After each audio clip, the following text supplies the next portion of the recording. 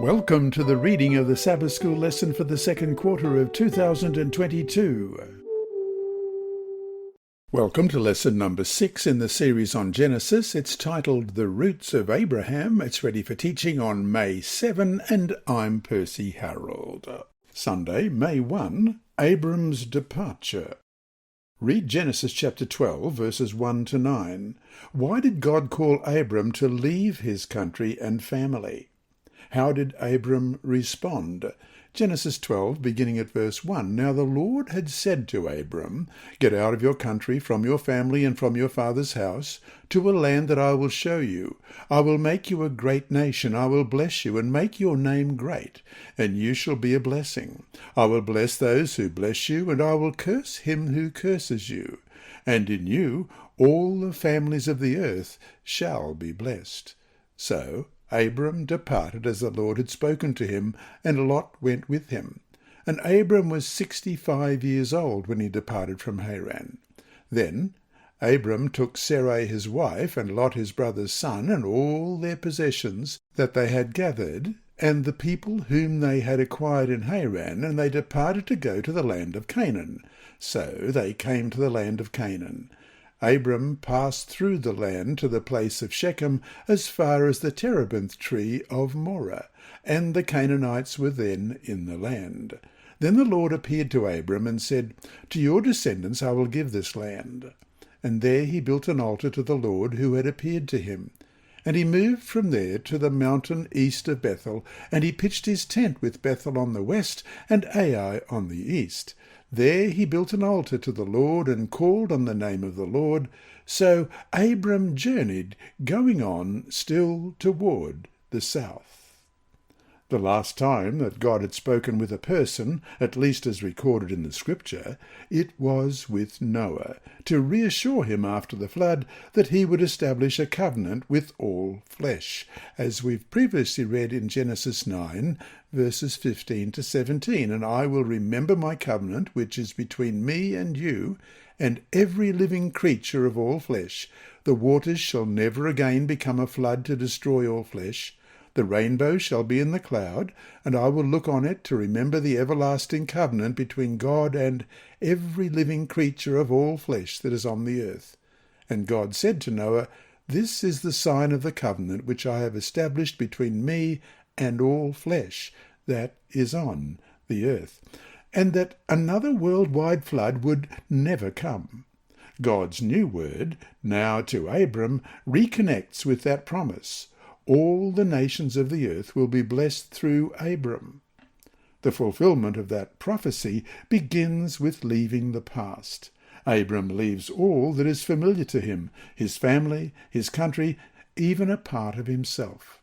The intensity of this going is reflected in the repetition of the key word go, which occurs 7 times in this context.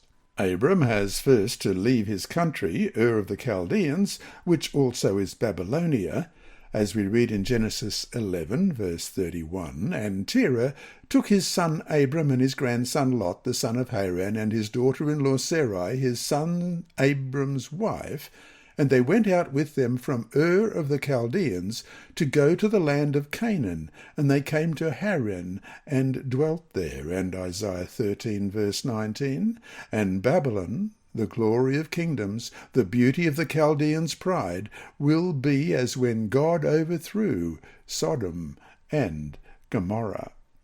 The call to go out of Babylon has a long history among the biblical prophets. Isaiah chapter 48, verse 20, Go forth from Babylon, flee from the Chaldeans with a voice of singing, declare, proclaim this, utter it to the end of the earth. Say, the Lord has redeemed his servant Jacob. And Revelation 18, verse 4, And I heard another voice from heaven saying, Come out of her, my people, lest you share in her sins, and lest you receive of her plagues. Abram's departure also concerns his family. Abram must leave his heritage and much of what he learned and acquired through heredity, education, and influence. Yet God's call to go involves even more. The Hebrew phrase lek lecha, or go, translated literally, means go yourself or go for yourself.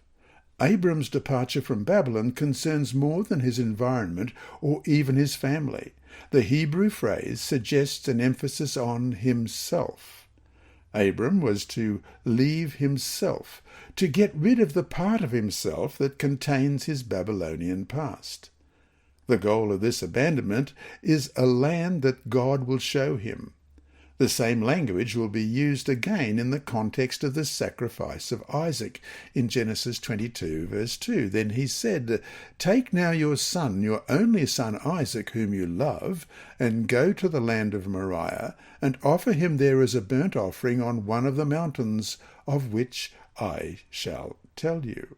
To refer to the Mount of Moriah, where Isaac will be offered and where the Jerusalem temple will be built, as we read in 2 Chronicles 3, verse 1. Now Solomon began to build the house of the Lord at Jerusalem on Mount Moriah, where the Lord had appeared to his father David, at the place that David had prepared on the threshing floor of Ornan the Jebusite. God's promise is not just about a physical homeland, but about the salvation of the world. This idea is reaffirmed in God's promise of the blessing for all nations, as we read in Genesis 12, verses 2 to 3. "I will make you a great nation, I will bless you, and make your name great, and you shall be a blessing. I will bless those who bless you, and I will curse him who curses you, and in you all the families of the earth shall be blessed." The verb baraka, B-A-R-A-K-H, bless, appears 5 times in this passage.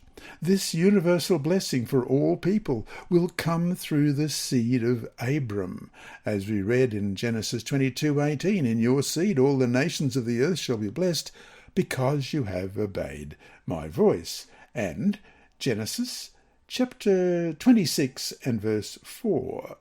"And I will make your descendants multiply as the stars of heaven. I will give to your descendants all these lands, and in your seed all the nations of the earth shall be blessed." And Genesis 28, verse 14, "Also your descendants shall be as the dust of the earth. You shall spread abroad to the west and to the east, to the north and the south, and in you and in your seed all the families of the earth shall be blessed." The text refers here to the seed that will ultimately be fulfilled in Jesus Christ, as we read in Acts 3:25. "You are sons of the prophets and of the covenant which God made with our fathers, saying to Abraham, 'And in your seed all the families of the earth shall be blessed.'" So to finish today, what might God be calling you to leave behind? That is, what part of your life might you have to abandon in order to heed the call of God? This lesson was read by Dr. Percy Harrold for Christian Services for the Blind. Sponsored by the Sabbath School Department and distributed through Hope Channel Australia, this podcast is also redistributed by Hope Channel Germany, Christian Record Services for the Blind, and It Is Written. It is also available on SoundCloud and through multiple podcast distributors, including Apple iTunes. Remember, God is always faithful.